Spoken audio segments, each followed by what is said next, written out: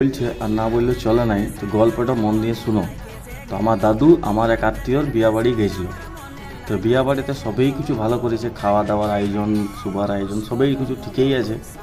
তো দাদু লাস্ট পর্যন্ত খাইয়ে দিয়ে, দিনটা ছিল ঠান্ডার দিন, এবারে খাইয়ে দিয়ে দাদু বলছে জুট করে একটা ঘুম দিয়া হোক। তো যখনই দাদু একটা রুমে শুয়েছে, দেখেছে বিছানা পড়া আছে, কম্বল টম্বল সব ভালো করে রাখাই আছে। যখনই রুমটা আনলে শুয়েছে, তখন একটা ছেলে এসে বলছে, দাদু তোমার এই রুমটা লয়, পাশের রুমটা বটে। তো দাদু কষ্ট মষ্ট করে ঠান্ডায় উঠে ওই রুমটাতে গেল। তো ওই রুমটা তো যখন যে শুয়েছে, যেই বিছানাটা গরম হতে শুরু হইলেও শুয়ে পড়ে, কাঁথাটা ঢাকুন নিয়ে বা কম্বলটা ঢাকুন নিয়ে, তখন আরেকজন এসে বলছে, দাদু তোমার এই রুমটা লয়, ওই বর শুয়ে আছে, তার পাশের রুমটা বোধ। তো দাদু চাড়ে মারে যখন ওই রুমটা তো গেল, তখন বর এসে বলছে, দাদু এইটা তো আমার রুম বেটে।